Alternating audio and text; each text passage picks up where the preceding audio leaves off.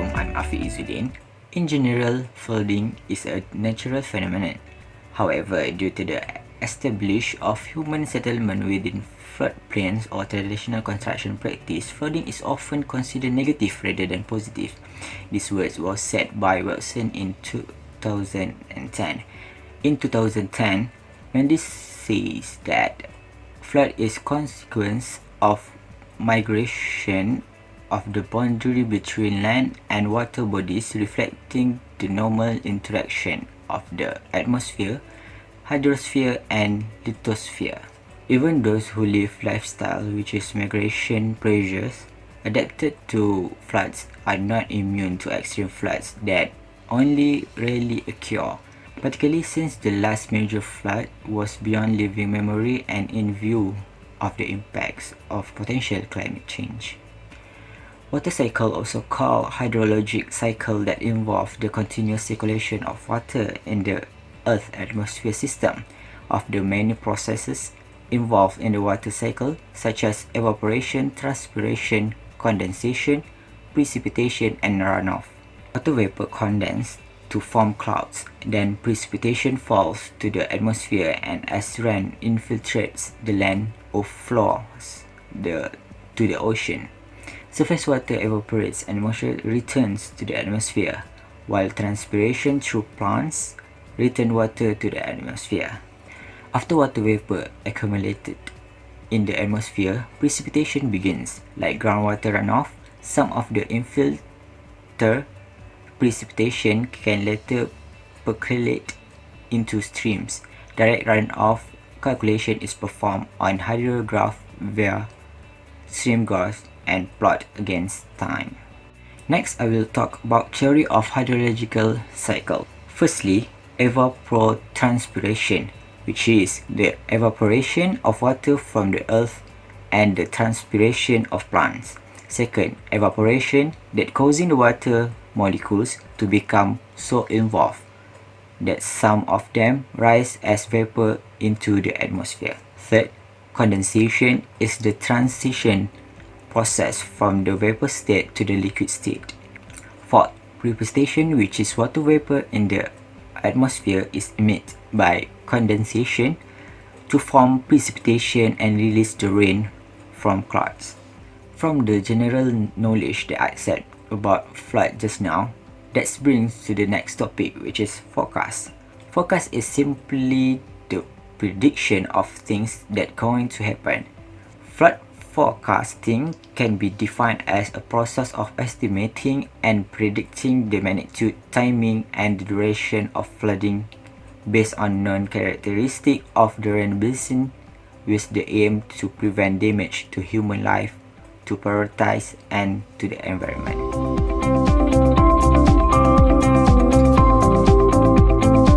Assalamualaikum warahmatullahi wabarakatuh. My name is Muhammad Ashraf bin Nordin, and I will explain to you about the discussion of our report. Firstly, I will explain about the process of floods. Mainly, as we know, the floods can be divided into three types of floods, which are very distinctive in their process.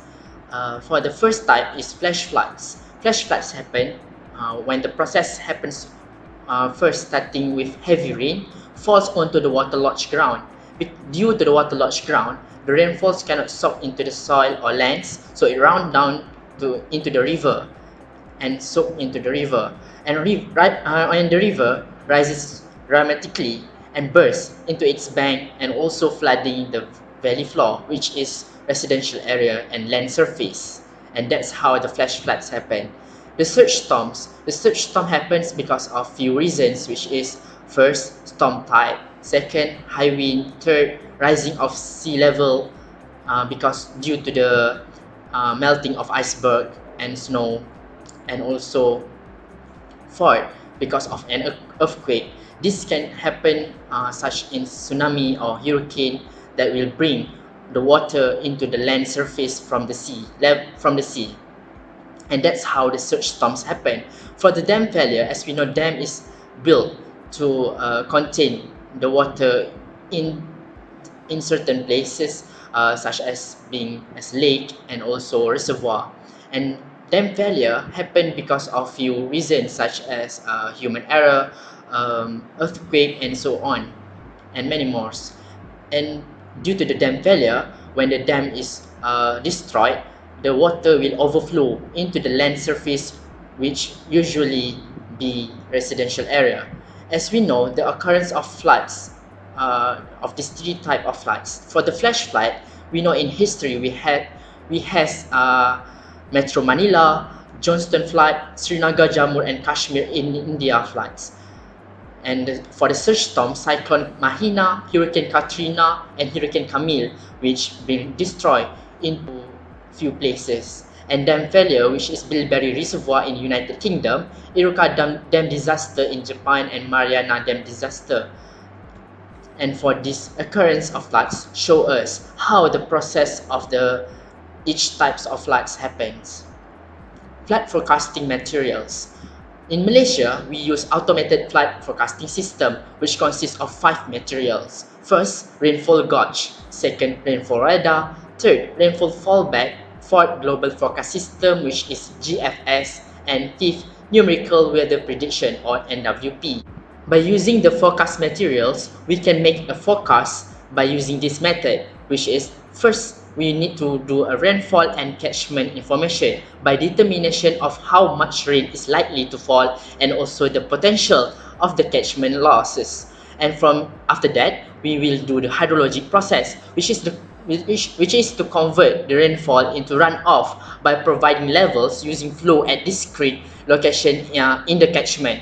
And from the levels that we provided, we will get the forecast flood levels. And from the forecast flood levels, which is in a third process, which is hydraulic process, we will convert the forecast flood levels into a flood extent, which is a continuous water surface across the floodplain.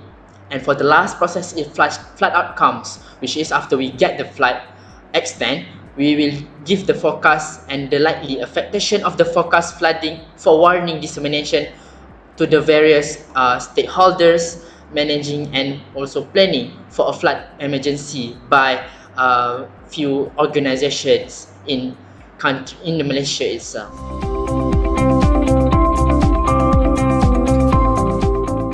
Hi everyone, my name is Ong Jingxian. I'm going to explain the issue and impact of flooding. Flood can result in a variety type of societal impact. Some of these impact including the destruction of house or building that usually visible and be the worst headlines. Others, the long-term health effects of the flood victims. A societal impact can be divided into two categories, which is the direct impact and indirect impact. A direct impact usually refers to those impacts caused by the direct physical contact between the flood and humans, economic assets, or other objects. Examples of the direct impacts include the flooding of house, crops, or livestock, or the loss of life due to the drowning or injury. Indirect impact refers to the external impact of the flood event in time and space, such as loss of productivity due to the supply chain disruption. The direct impact can be divided into two categories, which is the direct technical impact and direct intechnical impact. The direct technical impact represents a result of direct contact between the flood water and an object. It is be expressed in the monetary term because it is market value axis. For example, the destruction of house, the destruction of the traffic infrastructure can be classified as the direct technical impact. After that, the direct intechnical impacts also caused by the direct contact between the flood water and an object. However, it is direct intechnical impact because it do not have the market values. For example, loss of human life, the destruction of the cultural heritage, ecosystems, and the personal belongings. After that, we proceed to the indirect impact. The indirect impacts can be divided into two categories, which is the indirect technical impact and indirect intechnical impacts. The indirect technical impacts is the kind of impacts are occur outside of the flood event. The impacts are market value axis. For example, the losses due to the disruption of the business process. After that, The indirect technical impacts is also occurred outside of the flood event. For example, the health problem during the floodings, contamination, and the disruption of the social environmentals. The changes in the health problem cannot be monetized, so it is classified in the indirect technical impacts. After that, we proceed to the positive impact floodings. The flooding has a way act as the important roles of the natural renewal process. Many countries rely on the groundwater and the fresh water from the underground aquifer. The flooding is the intermittent source of the freshwater supply. The floodwater resorbed into the ground and is supplemented, providing natural spring water, wells, underground aquifer of rivers, and the lake freshwater. In addition, various physical, chemical, and biological changes in the floodwater they will have the positive impact on the ecosystem. For example, the flooding is carrying and deposition the nutrient-rich sediments that will help in the animal and the plants' life of the wetlands. Due to the large current, the flooding through the hydrodynamic diffusion reduce the waste accumulation and the supplements the lacks of the oxygen or the hypoxic water and the oxygen-rich water. In addition, the flood washed away the accumulation of untreated farmland, factories, household use, pesticide, and the fertilizer. Therefore, the flooding is crucial for the natural renewal process. That's all for the issue and the impacts of flooding.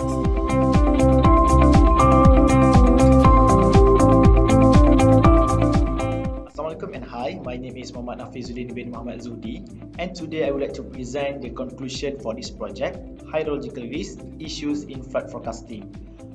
Previously, my team members had presented about the introduction, issues and impact of flood.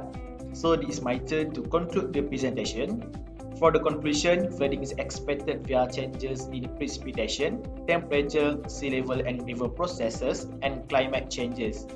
The current impacts of flooding on infrastructure and community facilities, including highways, stormwater and wastewater system, river flood control works, and private and public properties including homes, industry, and college. Climate change may change the objective of flood risk management and could even raise the risk of flooding in certain areas to unsustainable levels. Therefore, it is important for us to find the best solution to prevent and faces this problem.